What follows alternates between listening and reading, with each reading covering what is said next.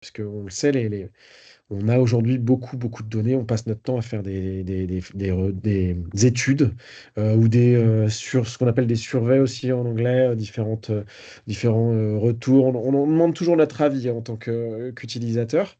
Et toutes ces données-là, elles sont en général synthétisées dans des présentations pour pouvoir justifier de certaines choses. La plupart du temps, c'est pour obtenir du budget, hein, faut être honnête.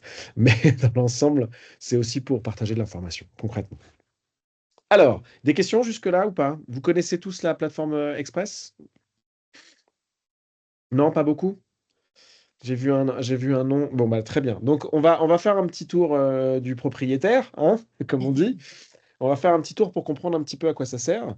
Donc, on est sur une plateforme qui est vraiment dédiée, comme je le disais, aux médias sociaux, même s'ils appellent ça réseaux sociaux, mais publicité, donc on voit que quand même ça reste du média. Donc, les premiers onglets ici, on a des contenus avec des formats pour les médias sociaux.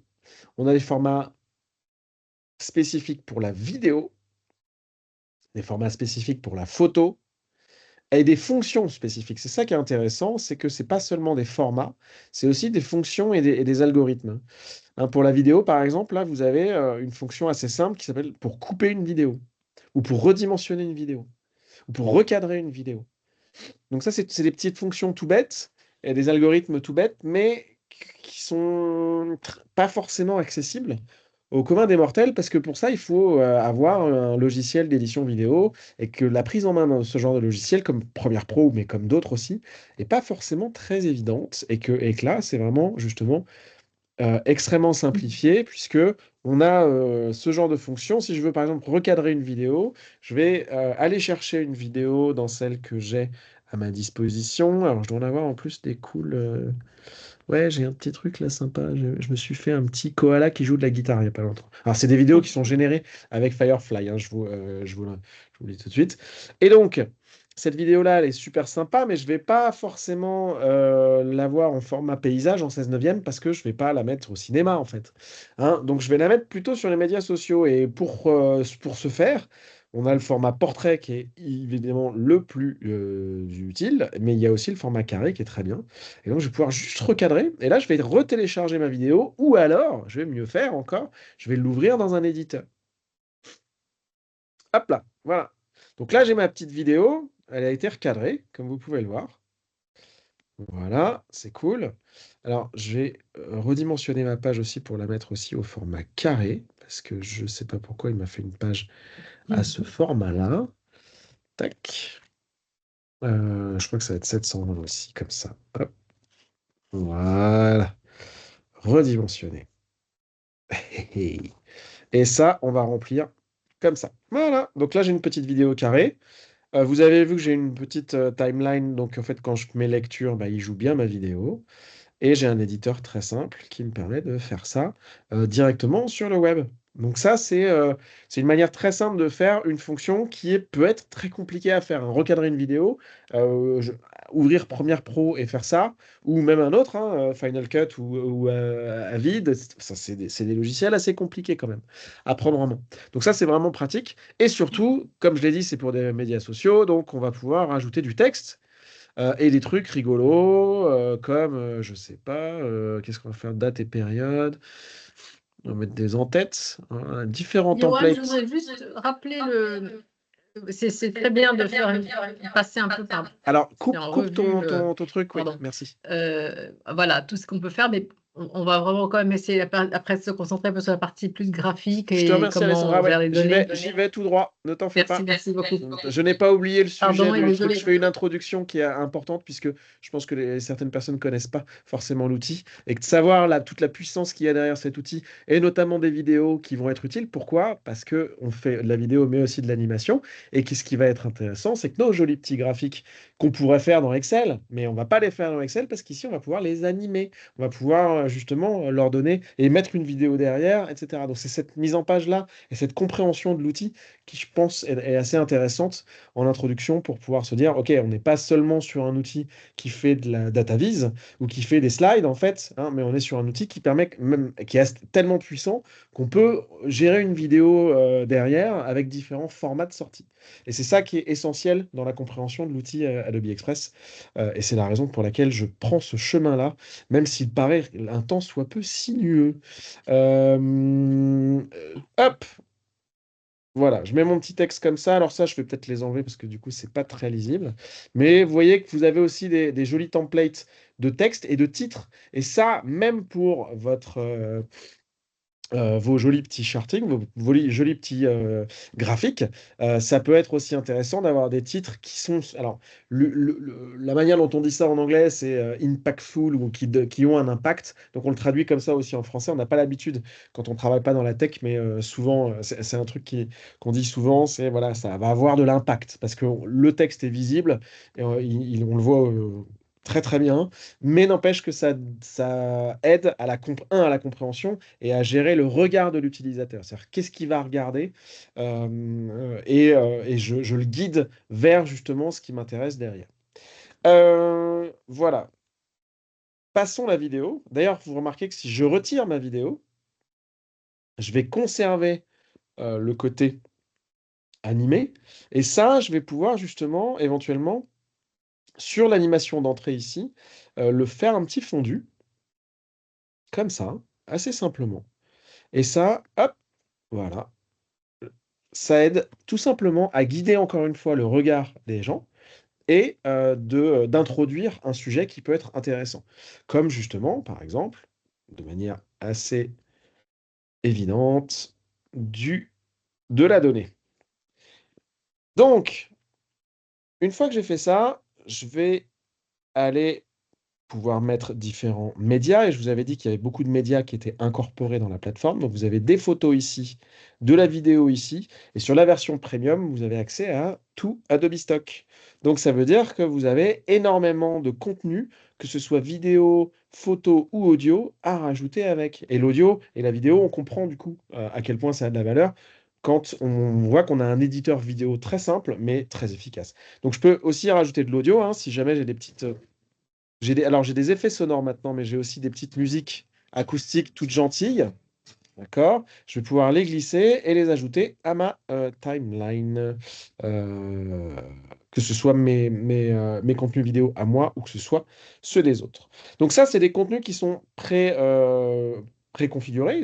Enfin, ils sont inclus dans la plateforme. Je peux charger des éléments qui sont à moi, évidemment, comme je l'ai fait avec ma petite vidéo tout à l'heure. Et j'ai aussi des éléments graphiques ici qui vont m'aider à faire comprendre des choses. Je peux ici rajouter un élément, et c'est des éléments vectoriels. Donc ça veut dire que je vais pouvoir, enfin pour certains, donc je vais pouvoir éditer. Alors celui-là ne l'est pas en l'occurrence, ressources graphiques, et on va aller vers des tac tac tac, vers des formes. Voilà, et là je vais pouvoir mettre des jolies petites étoiles par exemple. Hop, là en plus il me la met en blanc parce qu'il a compris que j'étais sur un fond noir. Donc ça voilà, c'est tout simple. C'est vectoriel, ça veut dire que je peux changer la couleur et je peux le grossir autant que je veux. Et il en va de même, parce que là, c'est des éléments, donc c'est des trucs qui sont en dessous les textes ici. Et il en va de même pour justement ce qui nous intéresse aujourd'hui, c'est-à-dire des grilles et des graphiques. Donc quand je clique là-dessus, qu'est-ce qui se passe? J'ai accès justement à l'ensemble des choses, j'ai accès à des graphiques, à des jolis tableaux. Et oui, parce qu'on a tous besoin de mettre en page des tableaux et à des grilles. Alors les grilles, c'est fait pour quoi? Les grilles, je vais vous montrer. Si je crée une nouvelle page, hop, je vais juste ajouter une page à ça, de taille identique, comme ça. Et je vais mettre une jolie grille comme celle-ci. Elle est plutôt sympa, celle-là. Hop, donc là, je vais la faire remplir quelques petites bordures, comme ça. Et donc, on a une jolie grille qui va me permettre d'y insérer des photos. Et donc, par exemple, ici, j'ai des petites photos que je vais pouvoir ajouter à différents endroits, comme ça. Ah, donc ça, c'est des photos Adobe Stock. Mais je pourrais aller en chercher moi-même, justement, directement, en allant dans Médias, Photos, et même vidéos, à la limite, hein. Et vous voyez, vous avez des trucs un peu rigolos comme ça, donc je peux même le mettre là, vous voyez. Hop, je vais avoir un petit truc ici. Alors celui-là, je ne l'ai pas mis au bon endroit. Je vais le glisser ici. Et un petit dernier, on va mettre de la... Oh non, j'ai vu un joli truc, une petite... La Voie lactée. Alors ça, moi, je suis fan de... Voilà. Hop. Donc là, vous voyez, on a une jolie présentation par grille qui peut aider à présenter encore une fois des photographies. Donc ça, c'est l'idée, c'est présenter des photos et de pouvoir travailler avec ça. Alors, vous avez soit vos photos à vous, soit comme je vous l'ai montré, photos ou vidéos. Vous pouvez aller les chercher directement dans Adobe Stock. Après, il y a les tableaux. Alors, les tableaux, on a dit, on a quatre grands formats de tableaux. Maintenant, ce qui est intéressant, c'est qu'un peu comme dans Excel, on va pouvoir justement travailler notre tableau, le positionner comme on veut, etc.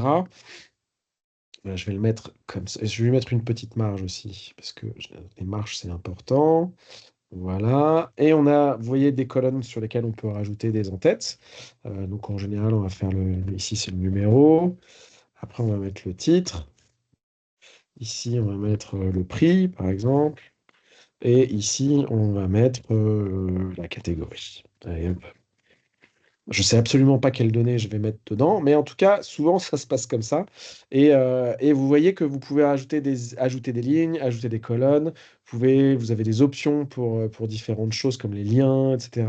Et vous avez des fonctions vraiment dédiées au tableau.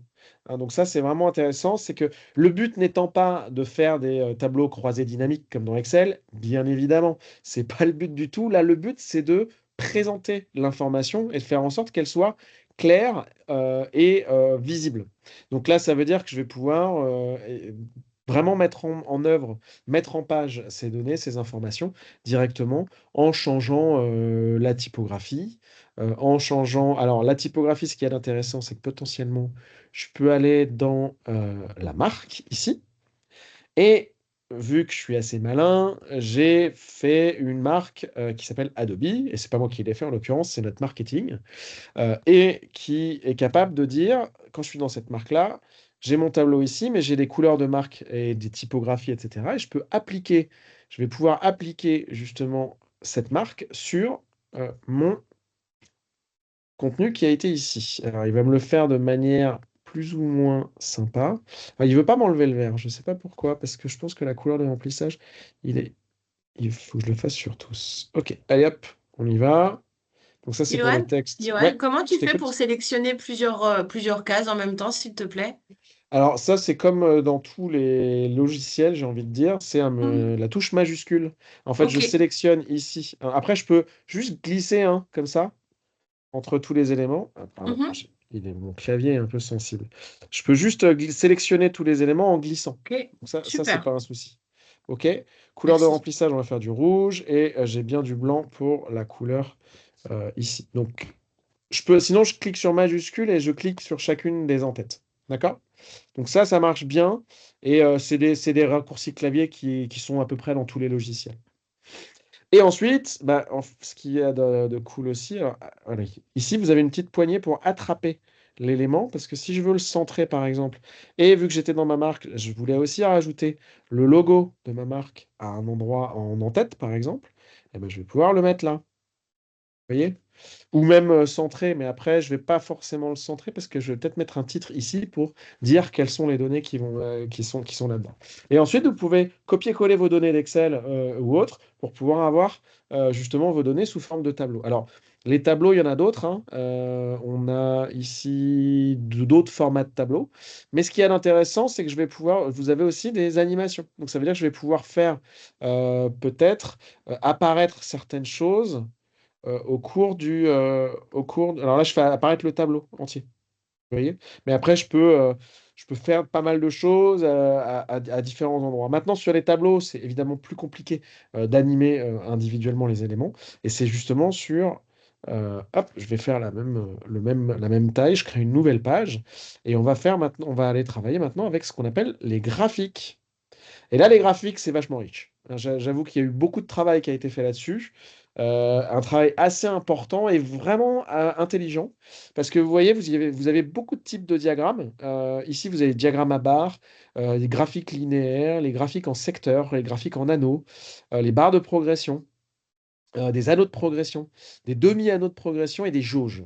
Donc vous avez quand même à votre disposition des catégories assez intéressantes et assez importantes. Moi, j'ai fait pas mal de data viz parce que j'ai beaucoup designé pour des applicatifs, essentiellement, enfin très souvent pour du bancaire, hein, et de la finance, dans lesquels ce genre d'éléments sont vraiment clés.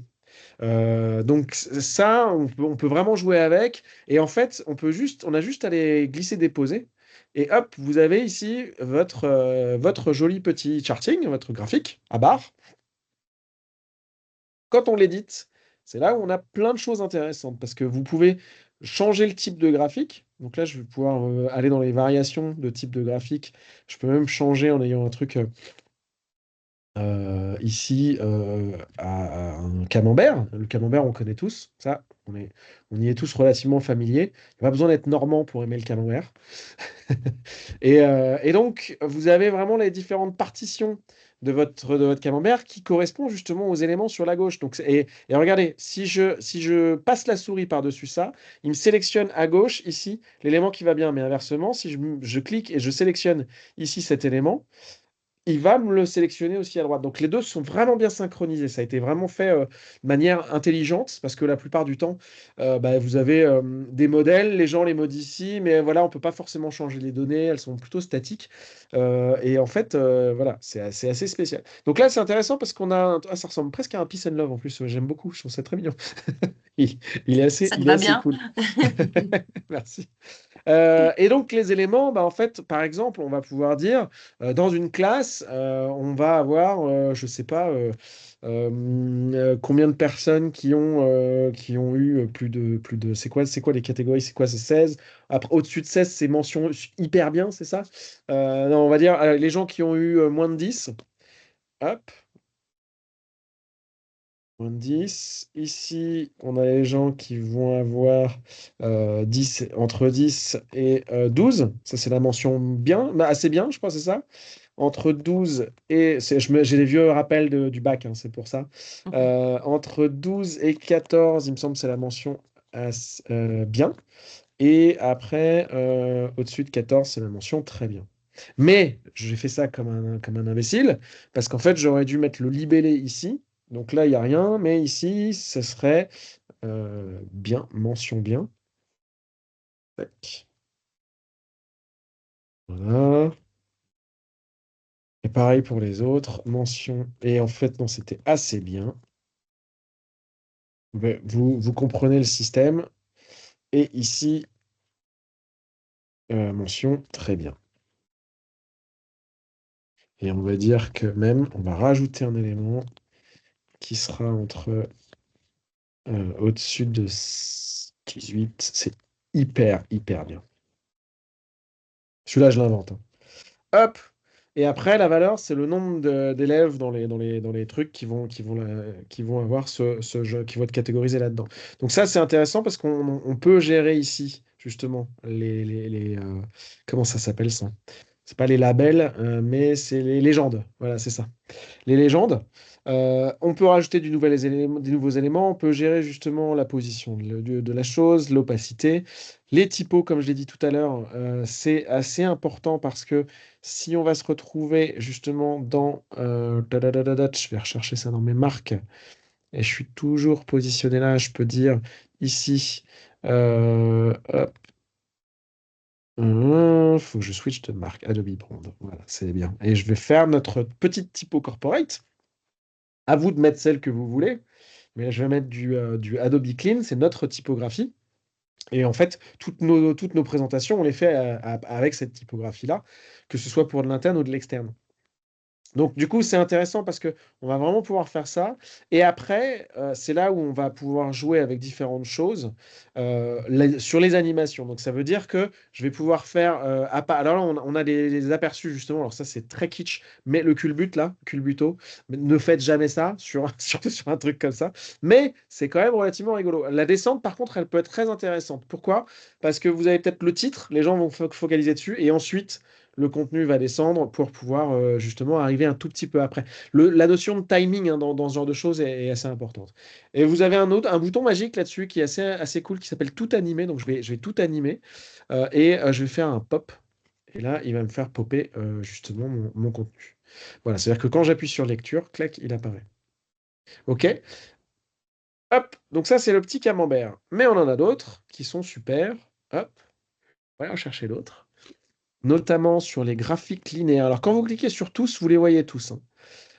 Et les graphiques linéaires, ceux-là, ils sont pas mal aussi. Voilà, on a vraiment on peut aller éditer chaque point avec sa valeur, exactement dans le même état d'esprit. Donc, on a vraiment une espèce de grille de données et on va pouvoir rajouter des éléments, supprimer l'élément, changer la couleur de l'élément des éléments pour qu'ils soient plus visibles, etc. Donc ça, encore une fois, on peut changer le type on va rajouter les légendes, on va enlever les libellés ou les ajouter, on va pouvoir changer la taille du marqueur. Donc vous voyez le niveau de contrôle que vous avez, parce que l'air de rien ici, on va pas les voir les marqueurs, mais là on les voit beaucoup plus gros. L'épaisseur de la ligne, est-ce qu'on a une ligne ou pas qui rejoint justement les différentes valeurs de l'élément? Ça, c'est essentiel, quoi. Et donc, on voit qu'en fait, c'est le même type de graphique, mais avec ce qu'on appelle des presets. C'est-à-dire qu'en gros, on va le configurer d'une manière un peu différente. On peut afficher ou pas la grille, etc. Donc ça, c'est ce qu'on appelle des outils d'aide à la décision. C'est-à-dire qu'on va présenter de la donnée et grâce à ça, on va pouvoir comprendre un certain contexte et pouvoir justement prendre une décision en fonction de ça a posteriori. Donc ça, les graphiques comme ça, vraiment très très utiles. Et vous voyez que on est sur des niveaux qui sont quand même assez élevés. Alors, il y a les barres de progression que je connaissais pas, je les avais pas vues beaucoup, mais elles sont assez cool parce que voilà, ça c'est visuellement, c'est familier à tout le monde pour exprimer un certain pourcentage, mais par rapport aussi au 100%, quoi. Et donc, on visualise très facilement ici la valeur de quelque chose. Pareil, on peut mettre le libellé, est-ce qu'on fait des coins arrondis, quelle épaisseur prend le truc, et les couleurs qu'on va lui attribuer, en sachant que je peux toujours switcher pareil sur la marque et dire non, non, en fait, je veux du rouge et je veux du blanc, quoi. Ou plutôt du blanc et du rouge. Attendez, hop, on va faire ça. Et ça, c'est la couleur de fond. Et il faut que je change, hop, ici, la valeur, la couleur de la valeur qui va être comme ça. Mais je pourrais utiliser du noir. Donc, et d'ailleurs, vous voyez qu'avec notre charte graphique, c'est pas si évident que ça parce que j'ai pas assez de couleurs pour pouvoir jouer avec ce genre de choses. Vu qu'on en a que trois principales. Mais après, il y en a d'autres avec lesquelles on peut jouer. Et donc, c'est pour ça que dans la charte graphique, on a les couleurs principales, mais on en a plein d'autres avec lesquelles on va pouvoir jouer pour ajouter des nuances et personnaliser justement ce genre de graphique. Donc ça, j'aime Juste un petit beaucoup. rappel, Oui, on a 10 minutes environ, hein, donc temps de merci. Il nous passer reste pour 10 minutes. Voilà. Et ces, Très bien. ces graphiques de progression, je les ai souvent vus dans des CV d'étudiants où ils Ouais, indiquent à quel pourcentage ils sont dans l'apprentissage ou la compétence d'une langue ou de certains logiciels. Je l'ai beaucoup vu exactement. cette page. Et c'est exactement ça. C'est-à-dire que là, par exemple, si je reviens sur les barres de progression, en effet, on va pouvoir rajouter un texte devant. Alors, je vais faire un texte simple comme ça. Enfin, simple, il n'est pas du tout à la charte, hein, pour le coup, vous le voyez. Donc, c'est là où justement c'est intéressant de dire, hep, hep, hep, on revient sur ma marque. Hop, et moi je veux du Adobe Clean qui est notre charte et avec du noir pour pouvoir justement avoir un texte qui est à la charte. Et après, je vais baisser un peu ça. Et en effet, par exemple, on pourrait mettre compétence Photoshop. Exactement. Tu vois? Donc oui, sur les CV, on voit souvent ça, en effet. C'est très très courant. Alors j'ai espacement des... Ah, mais c'est parce que c'est d'une version black comme ça. Je vais peut-être faire du extra bold. C'est marrant, j'ai l'impression qu'il a les lettres qui sont légèrement trop espacées. C'est peut-être l'interprétation qu'il en a. Bon, c'est pas grave. Ok, ensuite, je vais à nouveau essayer de charter un petit peu ça. Donc vous voyez, il me fait des trucs assez marrants, mais je vais devoir jouer encore pour revenir là-dessus. Donc là, je m'amuse un petit peu avec la charte et les couleurs pour ensuite tester les choses. Alors la jauge, c'est pareil. Je vais pouvoir gérer l'épaisseur, etc. Et ici, j'ai la valeur qui va changer j'ai mon petit curseur pour faire changer la valeur en pourcentage. Donc si par exemple je suis sur un truc à 70%, eh ben, je vais pouvoir faire ça comme ça. Et ce genre de jauge, ça aide vachement aussi à représenter des données parce que bah, c'est un peu comme un compteur de voiture et c'est quelque chose qui est familier à tout le monde. Donc du coup, en un coup d'œil, on comprend. Et on sait où on en est sur telle ou telle information qu'on veut faire passer, quoi. Donc là, pareil, des petites techniques toutes bêtes, mais comme dans les logiciels de création, on a des raccourcis clavier qui sont intéressants. Quand vous cliquez sur Options, alors sur Options, c'est vrai qu'en plus, je vois les positionnements des éléments. Donc quand je survole un élément, je vois son positionnement par rapport au bord, mais aussi par rapport aux autres éléments. Donc ça, c'est assez utile parce que c'est des petites choses qui sont, c'est des choses qui sont dans les outils graphiques, comme Photoshop, Illustrator et autres, mais qui ne sont pas forcément disponibles dans des outils de communication comme cela. Donc c'est des bonnes pratiques qui viennent du fait que nous, on a ce savoir-faire de faire des outils graphiques. Et en fait, très vite, ça aide à positionner les éléments par rapport aux autres. Mais au-delà de ça, parce que là, je vais positionner mes éléments. Vous voyez, j'ai une petite aide pour placer mon élément comme ça. Et là, il me dit, ah, là, tu es à équidistant entre les deux éléments du dessus.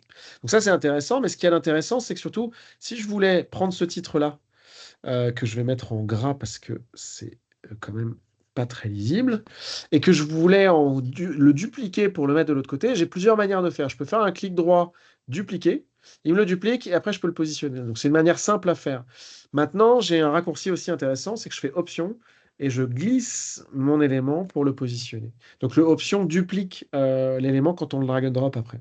Donc ça, c'est des petits trucs, des petits tips tout bêtes, mais assez pratiques quand au fur et à mesure on joue avec ce genre de choses, bah, ces raccourcis-là nous aident à aller un peu plus vite parce que il n'y a pas de mystère, c'est comme pour tout, c'est en faisant les choses qu'on se rend compte si ça marche ou si ça marche pas, et au fur et à mesure qu'on les fait. Donc ça veut dire que plus on manipule vite, plus on va tester de choses, et plus du coup on va être efficace dans ce genre de choses, quoi. Ok. Qu'est-ce qu'on avait d'autre comme joli petit graphique? On avait aussi la jauge, donc ça c'est fait. L'anneau de progression, il marche très bien aussi, hein. Celui-ci, alors vous voyez, il y en a un petit joli qui est bien. Et regardez, là, j'ai mis cette page-là dans le style de notre charte graphique. Quand j'ai glissé, déposé le graphique, alors que là, il est en vert, il me l'a transformé avec du rouge et du blanc. Donc c'est ça qui est intéressant aussi, c'est que j'ai pas forcément besoin à chaque fois de retoucher tout. Si par exemple je prends un graphique en anneau, ici, même assez compliqué, je vais le positionner là, celui-là, et je vais le mettre en plus petit. Tac, tac.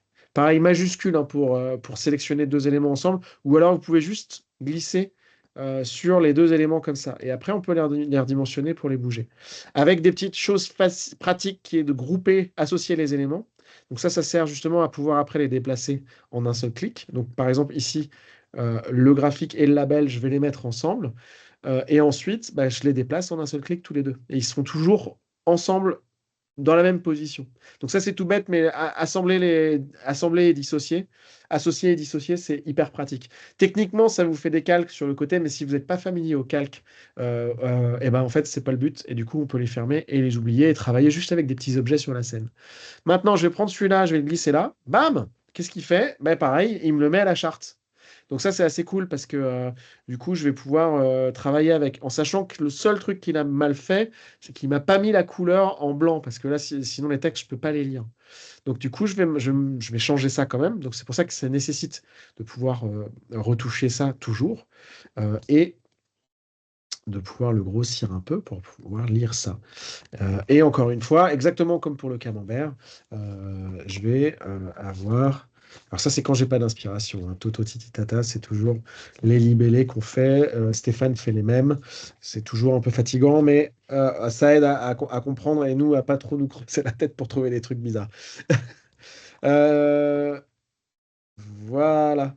Donc ça, c'est vraiment hyper pratique. Et en termes de valeur, hein, derrière, ça reste du texte. Parce que c'est pas une. Alors, justement, il faut que je vérifie, mais je crois qu'il prend que du texte. Si je mets par exemple un dollar à la place, non, je peux pas. Donc là, il prend Et du numérique. du valeur numérique. En revanche, Yes. je peux le mettre ici, vu que là, c'est du texte. Si ici, c'est du dollar, par exemple, on va le mettre ici. Et ici, on va dire que c'est de l'euro. Hop. Et j'ai pas d'autre monnaie du franc. Allez, hop, à l'ancienne. En Suisse, on est encore en francs, hein. C'est pas tellement à Ouais, l'ancienne. franc suisse. Allez, hop, franc suisse. Johan, il reste 5 minutes. Est-ce Est-ce que qu'on a des tu... questions Alors, on entre-temps, n'a pas de justement? questions, donc je pense que Très tu es bien. très clair. Est-ce que tu pourrais montrer dans nos modèles de template, je Oui. pense que quand on tape data visualisation, on trouve déjà des modèles préconçus qui sont Ok. adaptables. Et moi, ça m'a beaucoup servi. Alors, je dis je Mais en crois, mais j'en voilà une suis idée qu'elle est sûre. très bonne. Ouais, très très bonne idée. Donc je reviens à l'accueil, en effet, très bonne idée. Parce que c'est vrai que comme je l'ai dit tout à l'heure, la feuille blanche c'est bien, mais c'est pas forcément Ouais. évident. Donc en effet, trouver un template, et là notamment, on va faire ça de manière très très pratique. Je vais juste créer un nouveau truc et je vais prendre du document. Et j'aimerais bien faire peut-être un. On va dire une infographie. Bah, bim, Exact. regarde. Ouais. Tu vois, même dans les, Exact. même dans les modes, dans les types de documents, tu as des infographies. Et donc là, en effet, on peut parcourir les modèles. Mais en effet, dans la barre de recherche, si on tape data visualisation, on va avoir pas mal de modèles. Ceux-là, ils sont pas mal parce que c'est des infographies en linéaires qui permettent en général de raconter une petite histoire juste avec quelques points. Donc typiquement, celui-là, j'aime beaucoup. Voilà, ça c'est là, moi, je suis un fan de cartes. Du coup, et il y a les animations qui vont avec, quoi. Fait insolite. Alors, c'est même pas des cartes, non, pardon, c'est des trucs de chiens et de chats. Alors là, j'y suis encore plus, c'est assez drôle. Donc ça, c'est la notion d'infographie. Vous voyez qu'il y a des templates d'infographie animés qui permettent de raconter des histoires. Mais, comme tu le dis si bien, il n'y a rien de tel que taper data vis ou data visualisation en français. Et là, on va tomber sur pas mal de modèles Il y en a plein, même et, dans des et différentes présentations qu'on choses. peut Voilà, modifier. visualise. C'est... Exactement. Ouais. Présentation, voilà, celle-ci par exemple. Hop, Très je vais bien. personnaliser le modèle. En Et salle de là, classe, les élèves se servent beaucoup de nos templates justement pour personnaliser et raconter leur propre histoire. Ça, mais oui, c'est très pratique pour eux. hop, après, je vais dire dans les modèles directement si je veux aller plus vite. Et vous voyez, il y en a pas mal. On va prendre. Et ce qu'il y a d'intéressant, c'est que on va pouvoir gérer la taille. Si je veux du A4 parce que je veux que ce soit imprimable sur une feuille, et ça, c'est l'air de rien, c'est hyper important. Quel type, modèle animé ou pas, maintenant on s'en fiche puisqu'on va l'imprimer à la fin. On peut avoir le style et l'atmosphère. Donc, atmosphère détendue ou dramatique, hein. Est-ce qu'on veut dramatiser les chiffres ou pas? Ça, c'est drôle quand même. Ça, il y a de quoi faire. Mais on va faire détendu parce on avait le Peace and Love tout à l'heure, donc on va faire un truc détendu. On va faire du bohemian chic, hein, ça va être. Ouais, voilà, bam. On a un truc de mariage. Bon, c'était peut-être pas le bon truc pour chercher ça. Allez, on va rester là-dessus, mais on a pas mal de choses. DataVis toujours. Il y a pas mal de choses. Après, il n'y a pas forcément de graphique plus dedans. Je pense que pour ça, il faut plus travailler sur. Enfin, rester sans forcément beaucoup de style. On va personnaliser ce modèle-là. Qu'est-ce qu'il a de plus? On a d'autres pages ou pas? Je ne vois pas ici. Euh, Là, on a les barres qui sont éditables. Alors, on va en rechercher d'autres. Mais c'est vrai que démarrer du template, c'est vraiment, vraiment important, quoi. Visualize your data. Ça, c'est plutôt des photos, plutôt vidéo, mais dans les modèles. Modèle, hop, voir tout. Même Celui-là, pour il est des très études beau. de Très marché. bien celui-là. Celui-là, il est canon, hein. Celui-là, il est vraiment beau. Là, c'est une infographie à imprimer aussi en mode poster. Avec ça, on peut faire vraiment des trucs. Parce qu'il est assez abstrait pour, Il est très beau. pour pouvoir justement mettre un peu tout ce que vous voulez dedans. Mais ça, c'est vraiment très pratique pour visualiser les choses parce qu'en fonction de la proportion, on va changer la taille de la forme. Et vous pouvez me faire des variations de forme avec ça. Donc ça, c'est vraiment top, quoi. Ça marcherait très bien sur différentes DataVis, justement. J'apprécie beaucoup ce genre de choses. Est-ce qu'il y a des questions d'ici là ou Peut-être est-ce tu qu'on est bien? Oui. peut-être juste montrer comment après tu peux le transformer en fait en Acrobat et partager aussi et comment éventuellement quelqu'un peut travailler ensemble sur le même document. Très bien. Écoute, nous allons faire ça. Alors, est-ce qu'on a un type? Modèle animé, plusieurs pages. Voilà, je vais demander plusieurs pages. Celui-là est pas mal aussi, hein. Le Euh, Monthly Report en dessous, Monthly Report Pink, ça va envoyer grave. Ça, je suis d'accord avec toi. c'est ça Il qui est, m'a ca- attiré, j'aime le il est rose. canon, ouais, avec les petites sunglasses et tout.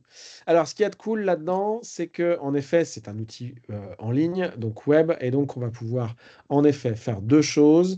La première, c'est que je vais avoir envie de travailler avec quelqu'un qui va peut-être s'occuper de la deuxième page et moi, je vais m'occuper de la première. Et Marion, je sens que tu as envie de t'occuper de la première page.